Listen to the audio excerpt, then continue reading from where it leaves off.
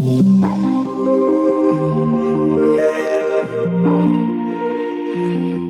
and welcome to our podcast. It's our holiday edition. My name's Joel Tilke, and I'm your host. Just so you don't get confused, I changed the name of the podcast from Sleep Sounds and Meditation to Sleep Stories and Meditation. I'm new to producing podcasts, so I don't know if I made a rookie mistake by changing the name. You can let us know if you have a preference or if you really don't care. Since we're coming up on the holidays, I thought I'd bring you a few stories we recorded last year at the Motivational Studios. The first story is by O. Henry, written in 1905. It's called The Gift of the Magi. A factoid of O. Henry is that was just his pen name. His real name was William Sidney Porter. Gift of the Magi was narrated by actress Aubrey Bowen. Our second sleep story isn't really a holiday story, but I thought it would be fun to put them together in the same program. It's called The Adventures of Hansel and Gretel, or Hansel, performed by Meg Sarks. A little-known fact about the Brothers Grimm, they were not really writers of fairy tales. They were linguists and scholars in Germany. For you adults, I know these sound like children's stories, and when you think about the holidays, it should bring out the kid in us. Give it a listen, and maybe your inner child will have a holiday. Before we get to the show, I want to tell you about motivationalhypnotherapy.com. You can choose from over 250 audio and visual programs. There's a wide variety of hypnosis and meditation programs and sleep stories, just like you'll hear tonight. Motivationalhypnotherapy.com. It's not just a website. It's a community. If you have any questions or suggestions, email us at support@motivationalhypnotherapy.com. Finally, we've designed this podcast so there are no interruptions or messages from our sponsors during or at the end of our episode, so you can drift off and have a fantastic night's sleep. Without further ado, here's The Gift of the Magi and the Adventures of Hansel and Gretel. In this adaptation of The Gift of the Magi, we follow a young, sweet couple named Laura and David as they prepare for Christmas. Each wants to buy the other a gift worthy of their one true love, but they have very little money to live off of, let alone buy extravagant presents. What follows is a tale of love and selflessness that's perfect for the holidays or any time of year.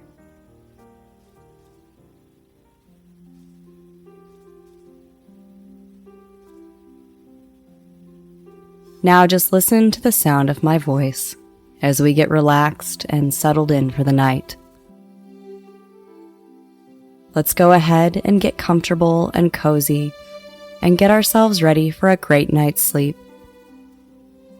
Start getting comfortable in your bed if you haven't already. Just get nice and cozy.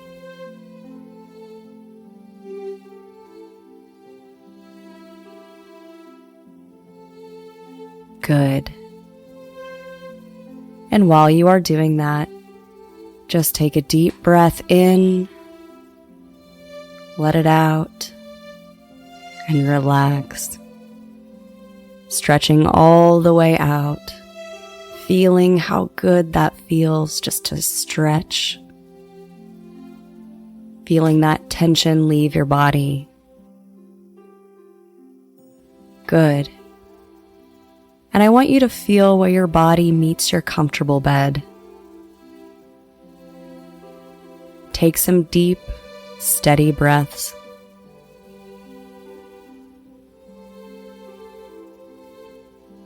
Good. Just breathing deeply, letting yourself relax. It's time for bed. Time to let go of the day and quiet your mind for a deep, amazing sleep. And go ahead and just take a few moments to feel how good your bed feels, how ready you are for sleep. Maybe your eyes are starting to feel heavy already, feeling tired, really feeling how comfortable your bed is.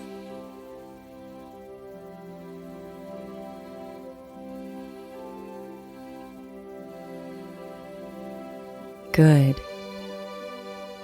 Let any sounds you hear take you deeper into relaxation. Let any thoughts you have just take you even deeper. And let the sound of my voice take you even deeper. Just follow the sound of my voice.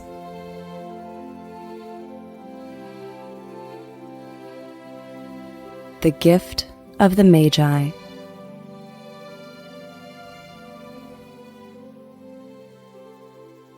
$1.55.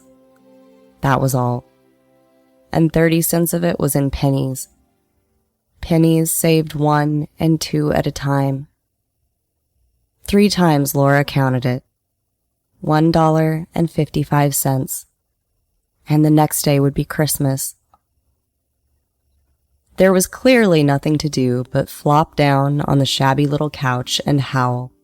So Laura did it, which instigates the moral reflection that life is made up of sobs, sniffles, and smiles, with sniffles predominating.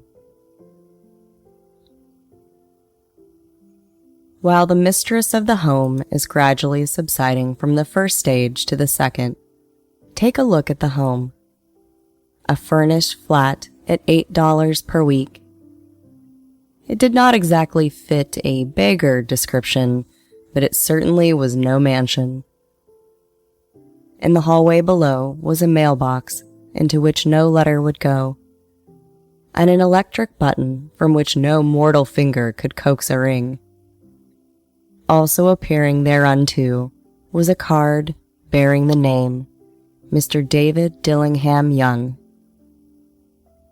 The Dillingham had been flung to the breeze during a former period of prosperity, when its possessor was being paid $30 per week. Now, when the income was shrunk to $20, though they were thinking seriously of contracting to a modest and unassuming D. But whenever Mr. David Dillingham Young came home and reached his flat above, he was called Dave and greatly hugged by Mrs. David Dillingham Young, already introduced to you as Laura, which is all very good.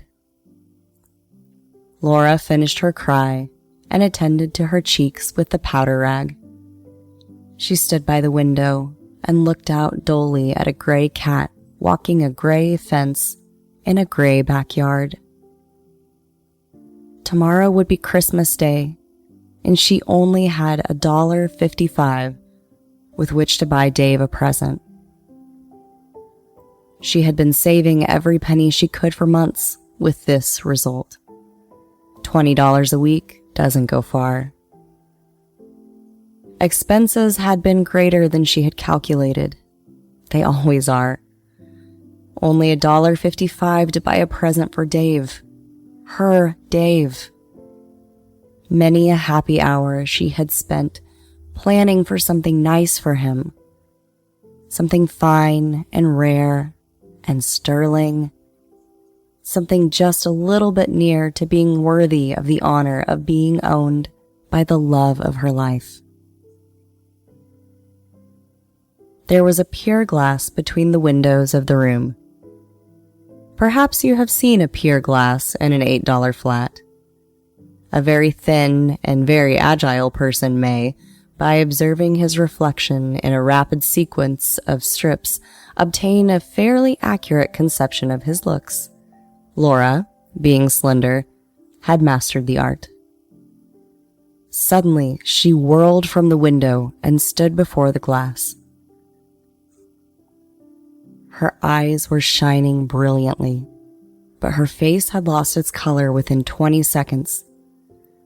Rapidly, she pulled down her hair and let it fall to its full length. Now there were 2 possessions of the David Dillingham Youngs in which they both took a mighty pride.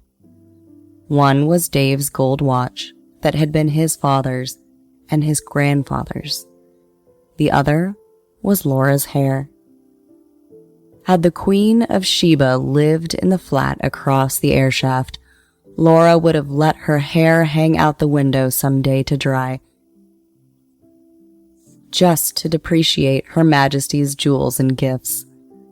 Had King Solomon been the janitor, with all of his treasures piled up in the basement, David would have pulled out his watch every time he passed, just to see him pluck at his beard from envy.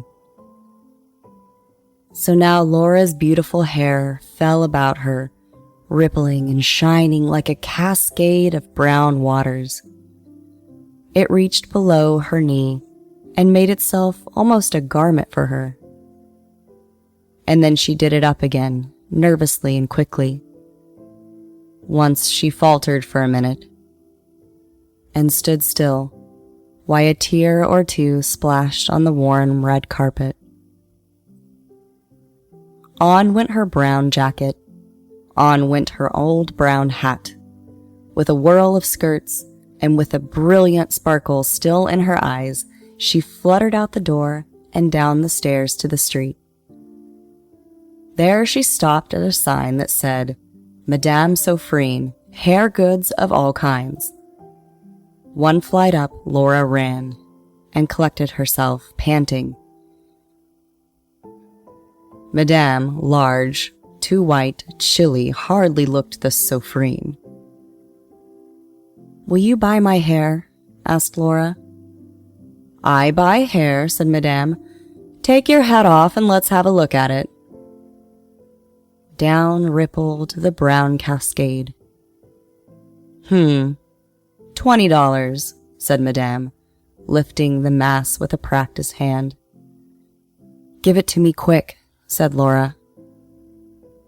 Oh, and the next 2 hours tripped by on rosy wings. Forget the hashed metaphor. She was ransacking the stores for Dave's present. She found it at last. It surely had been made for her husband and no one else. There was no other like it in any of the stores, and she had turned all of them inside out. It was a platinum fob chain, simple and chaste in design, properly proclaiming its value by substance alone. As good as all things do. It was even worthy of the watch. As soon as she saw it, she knew it must be his. It was like Dave. Quietness and value. The description applied to both. $21 they took from her for it, and she hurried home with the 55 cents. With that chain on his watch, Dave might be properly anxious about the time in any company. Grand as the watch was, he sometimes looked at it on the sly on account of the old leather strap that he used in place of a chain. When she reached home, her intoxication gave way a little to prudence and reason. She got out her curling irons and lighted the gas and went to work repairing the ravages made by generosity added to love, which is always a tremendous task, dear friends, a mammoth task. Within 40 minutes, her head was covered with tiny, close-lying curls that made her look wonderfully like a little truant schoolboy. She looked at her reflection in the mirror, long, carefully, and critically. If David doesn't kill me, she said to herself, before he takes a second look at me, he'll say I look like a Coney Island chorus girl. But what could I do? Oh, what could I do with $1.55? At 7 o'clock, the coffee was made and the frying pan was on the back of the stove, hot and ready to cook the chops. Dave was never late. Laura doubled the fob chain in her hand and sat on the corner of the table near the door that he always entered. Then she heard his step on the stair away down on the first flight, and she turned white for just a moment. She had a habit of saying a little prayer about the simplest everyday things, and now she whispered, "Please make him think I am still pretty." The door opened, and Dave stepped in and closed it. He looked thin and very serious. Poor fellow, he was only 22, and to be burdened with a family. He needed a new overcoat, and he was without gloves. He stopped inside the door, as immovable as a setter at the scent of quail. His eyes were fixed upon his wife, and there was an expression in them that she could not read, and it terrified her. It was not anger, nor surprise, nor disapproval, nor horror, nor any of the sentiments that she had been prepared for. He simply stared at her with that peculiar expression on his face. She wriggled off the table and went for him. "Darling," she cried, "don't look at me that way. I had my hair cut off and sold because I couldn't have lived through Christmas without giving you a present. It'll grow out again. You won't mind, will you? I just had to do it. My hair grows awfully fast. Oh, say Merry Christmas, honey, and let's be happy. You don't know what a beautiful, nice gift I've got for you." "You've cut off your hair?" asked Dave, as if he had not arrived at that patent fact, yet even after the hardest mental labor. "Cut it off and sold it," said Laura. "Don't you like me just as well anyhow? I'm me without my hair, aren't I?" He looked around the room curiously. "You say your hair is gone?" he said. "You needn't look for it," said Laura. "It's sold. I tell you, sold and gone, too. It's Christmas Eve. Be good to me, for it went to you. Maybe the hairs of my head were numbered," she went on with a sudden serious sweetness, "but nobody could ever count my love for you. Shall I put on the chops, darling?" Out of his trance, Dave seemed quickly to wake. He enfolded his Laura. For 10 seconds, let us regard with discreet scrutiny some inconsequential object in the other direction. $8 a week or $1 million a year. What is the difference? A mathematician or a wit would give you the wrong answer. The Magi brought valuable gifts, but that was not among them. This dark assertion will be illuminated later on. Dave drew a package from his overcoat pocket and threw it upon the table. "Don't make any mistake, my darling," he said, "about me. I don't think there's anything in the way of a haircut or a shave or a shampoo that could make me like my girl any less. But if you'll unwrap that package, you may see why you had me going a while at first." White fingers and nimble tore at the string and paper, and then an ecstatic scream of joy, and then, alas, a quick feminine change to hysterical tears and wails. For there lay the combs, the set of combs, side and back, that she had been worshipping long in a Broadway window.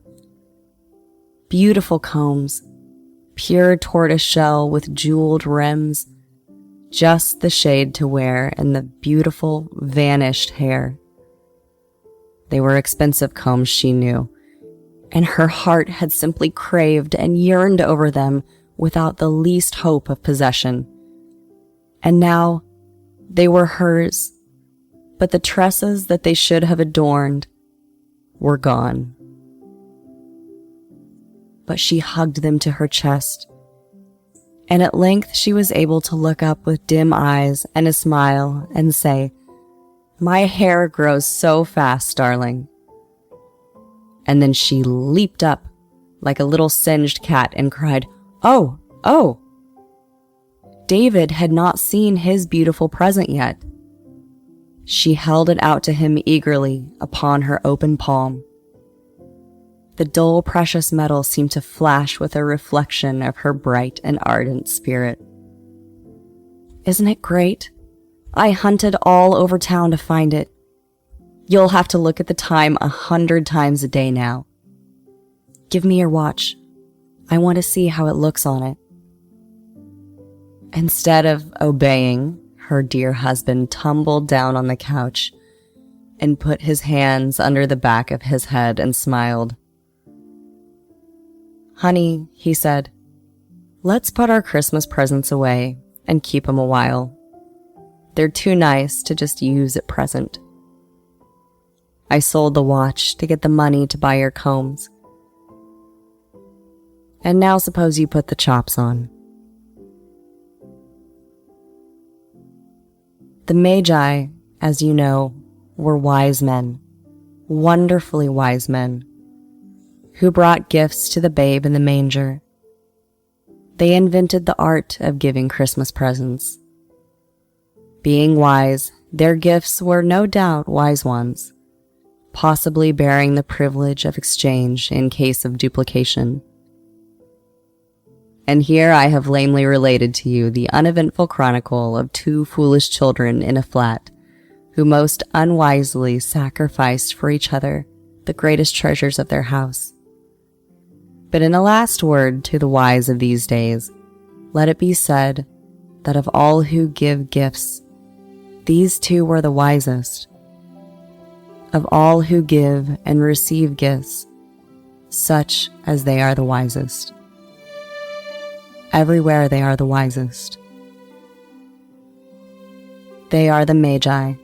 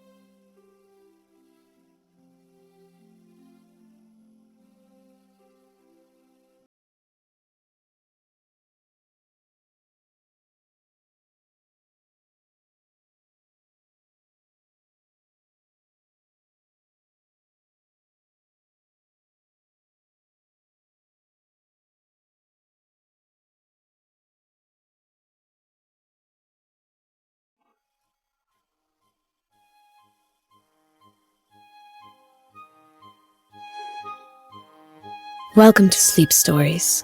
My name is Meg Sarix, and this is the adventures of Hansel and Gretel. I will be guiding you through this classic bedtime story and into a deep, relaxing sleep.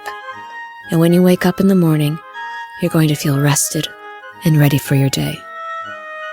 In this timeless fairy tale adventure of Hansel and Gretel, young Gretel leads her brother in search of food and protection in the great forest they live near, while Hansel leaves a trail of breadcrumbs behind so that their father may find them again, taking us along on their journey into a forest more ancient than man.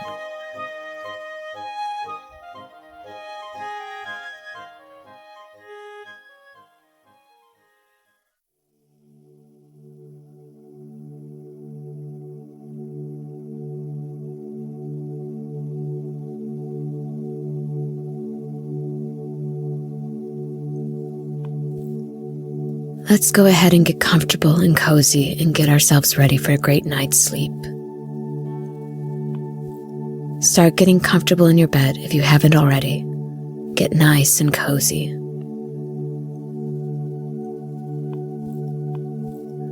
Good.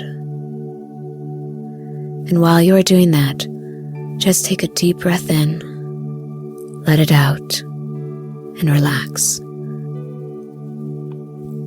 Stretching all the way out. Good. Feeling where your body meets your comfortable bed. Take some deep, steady breaths.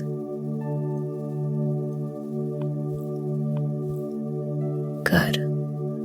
Just breathing deeply, let yourself relax. It's It's time for bed, time to let go of the day, and quiet your mind for a deep, amazing sleep. And go ahead and just take a few moments to feel how good your bed feels, how ready you are for sleep.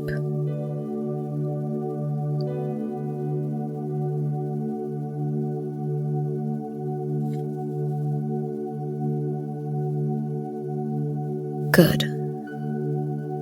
Let any sounds you hear take you deep into relaxation. Let any thoughts you might have take you even deeper. And let the sound of my voice take you even deeper. Just follow the sound of my voice.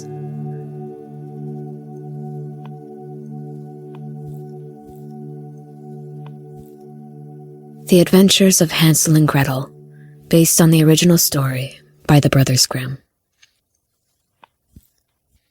Very close to a great forest lived a poor woodcutter with his wife and his 2 children. The boy was called Hansel, and the girl was named Gretel, and the woodcutter's wife was not their birth mother. She was, in fact, their stepmother. Because they were very poor, the little family very often did not have much to eat. Then, to make matters worse, a great famine fell over the land, making it hard to hunt and gather food. Now when he thought over this by night in his bed and tossed about with worry, Woodcutter groaned and said to his wife, "What is to become of us? How are we to feed our poor children when we no longer have any food even for ourselves?" "I think I have a solution, dear husband," answered the woman. "Early tomorrow morning we will take the children out into the forest to where it is the thickest. There we will light a fire for them and give each of them 1 more piece of bread, and then we will go to our work and leave them alone. They will not find the way home again, and we shall be rid of them." It should be noted that the stepmother was not particularly fond of children in general, and had wanted to get rid of Hansel and Gretel for some time.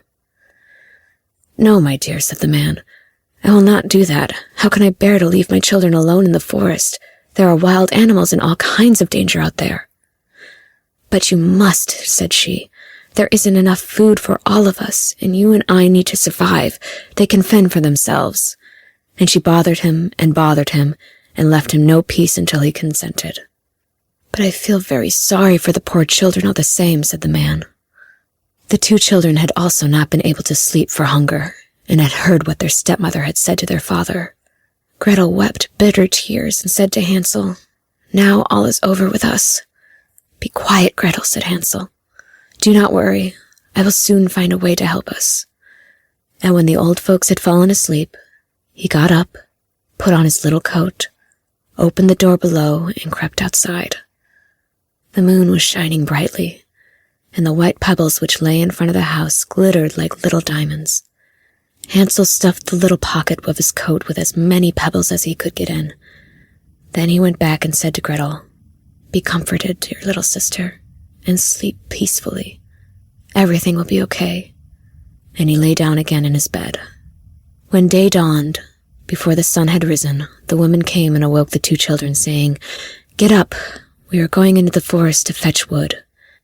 She gave each a little piece of bread and said, "There is something for your dinner, but do not eat it up before then, for that's all we have."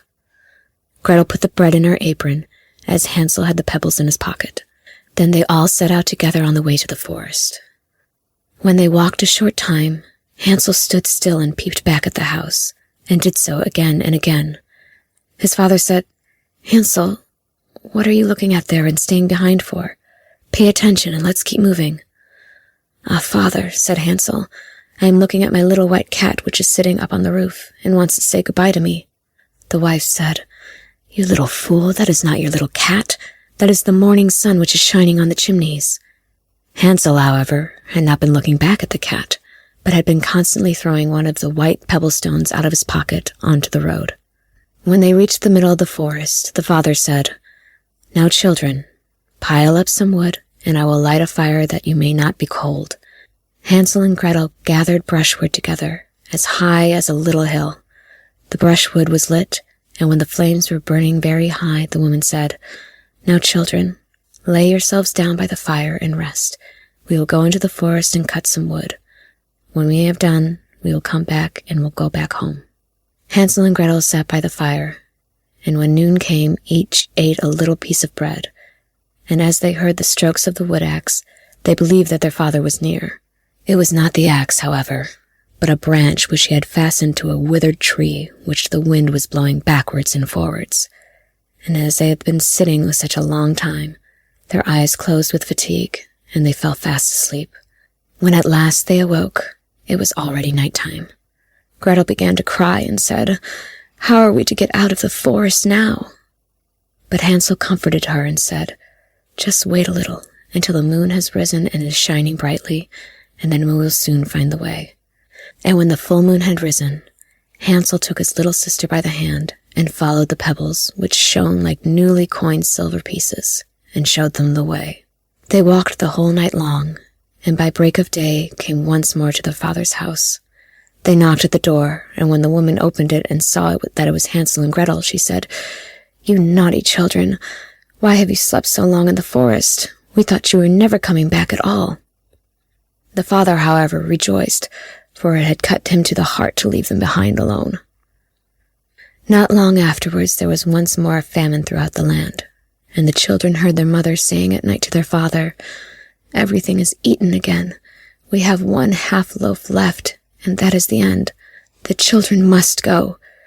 We will take them farther into the woods so that they will not find their way out again. There is no other means of saving ourselves." The man's heart was heavy, and he thought, "It would be better for you to share the last mouthful with your children." The woman, however, would listen to nothing that he had to say, but scolded and reproached him. He who says A must say B likewise, and as he had yielded the first time, he had to do so a second time also. The children, however, were still awake and had heard the conversation. When the old folks were asleep, Hansel again got up and wanted to go out and pick up pebbles as he had done before, but the woman had locked the door, and Hansel could not get out. Nevertheless, he comforted his little sister and said, "Do not cry, Gretel. Go to sleep quietly. Everything will be okay." Early in the morning came the woman and took the children out of their beds. Their piece of bread was given to them, but it was even smaller than the time before. On the way into the forest, Hansel crumbled his in his pocket and often stood still and threw a morsel on the ground. "Hansel, why do you stop and look around?" said the father. "Go on." "I am looking back at my little pigeon which is sitting on the roof and wants to say goodbye to me," answered Hansel. "Oh, you foolish boy," said the woman. "That is not your little pigeon. That is the morning sun that is shining on the chimney." Hansel, however, little by little, threw all the crumbs on the path. The woman led the children still deeper into the forest, where they had never in their lives been before. Then a great fire was again made, and the mother said, "Just sit there, you children, and when you are tired you may sleep a little.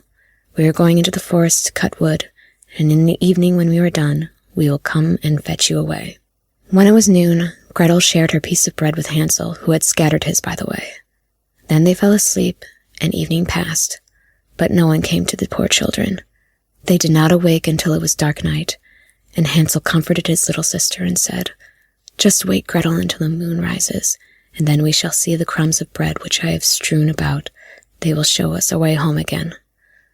When the moon came, they set out, but they found no crumbs, for the many thousands of birds which fly about in the woods and fields had picked them all up. Hansel said to Gretel, "We shall soon find the way," but they did not find it. They walked the whole night and all the next day too, from morning till evening, but they did not get out of the forest, and were very hungry, for they had nothing to eat but 2 or 3 berries which grew on the ground. And as they were so weary that their legs could carry them no longer, they lay down beneath a tree and fell asleep. It was now 3 days since they had left their father's house.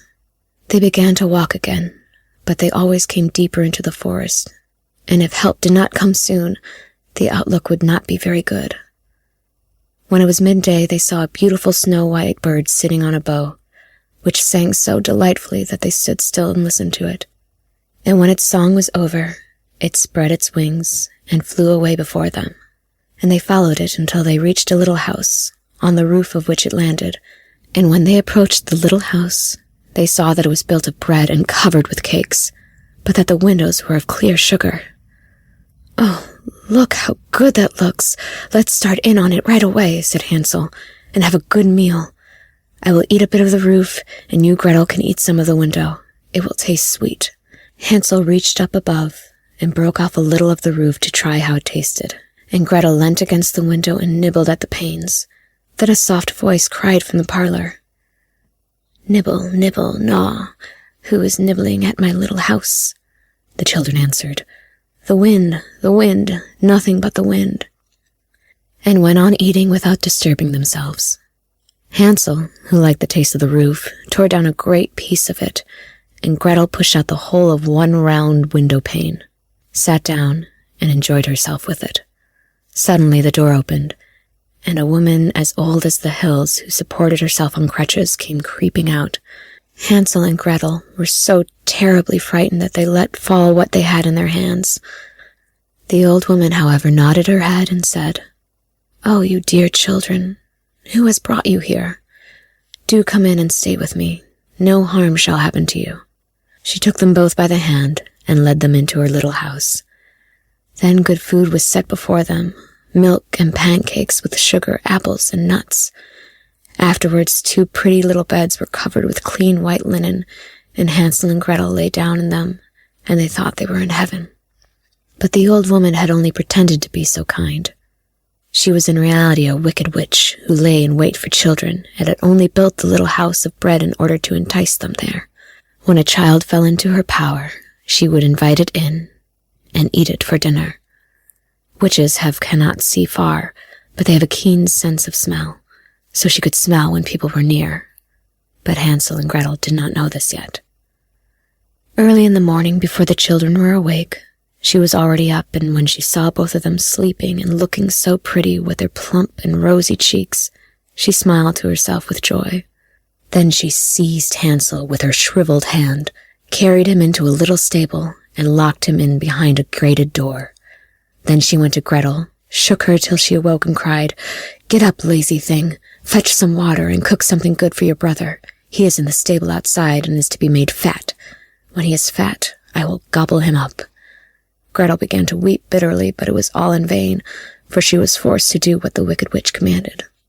And now the best food was cooked for poor Hansel, but Gretel got nothing but crab shells. Every morning the woman crept to the little stable and cried, "Hansel, stretch out your finger that I may feel if you will soon be fat."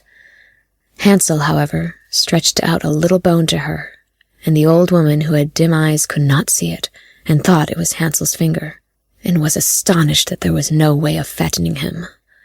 When 4 weeks had gone by, and Hansel still remained thin, she was seized with impatience and could not wait any longer. "Now then, Gretel," she cried to the girl, "stir yourself and bring some water. Let Hansel be fat or lean. Tomorrow I'm going to cook him." Ah, how the poor little sister did lament when she had to fetch the water, and how her tears did flow down her cheeks. "Someone out there, please help us," she cried. "Just keep your noise to yourself," said the old woman. "It won't help you at all." Early in the morning, Gretel had to go out and hang up the cauldron with the water and light the fire. "We will bake first," said the old woman. "I have already heated the oven and kneaded the dough." She pushed poor Gretel out to the oven, from which flames of fire were already darting. "Creep in," said the witch, "and see if it is properly heated so that we can put the bread in." But Gretel saw what she had in mind and said, "I do not know how I am to do it. How do I get in?" "Silly goose," said the old woman. "The door is big enough. Just look, I can get in myself." And she crept up and thrust her head into the oven. Then Gretel gave her a push that drove her far into it, and shut the iron door and fastened the bolt. The witch yelled, but Gretel paid no attention. Better that evil witch burn up than her. Gretel ran like lightning to Hansel, opened his little stable, and cried, "Hansel, we are saved. The old witch is dead." Then Hansel sprang like a bird from its cage when the door was opened. How they did rejoice and embrace each other, and dance about and kiss each other. And as they had no longer any need to fear her, they went into the witch's house, and in every corner there stood chests of pearls and jewels.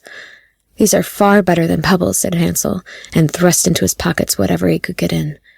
And Gretel said, "I will take something home with me too," and filled her pinafore full. "But now we must be off," said Hansel. "It's time to go home."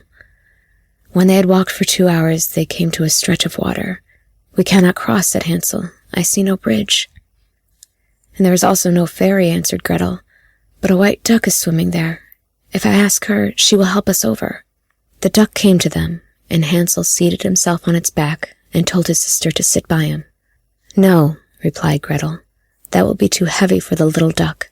She shall take us across, one after the other." The good little duck did so, and when they were once safely across and had walked for a short time, the forest seemed to be more and more familiar to them, and finally they saw from afar their father's house. Then they began to run, rushed into the parlor, and threw themselves round their father's neck. The man had not known one happy hour since he had left the children in the forest. The woman, however, had left anyway, and was nowhere to be found. Gretel emptied her pinafore until pearls and precious stones ran about the room, and Hansel threw one handful after another out of his pocket to add to them. Then all anxiety was at an end, and they lived together in perfect happiness. My tale is done. There runs a mouse. Whosoever catches it may make himself a big fur cap out of it.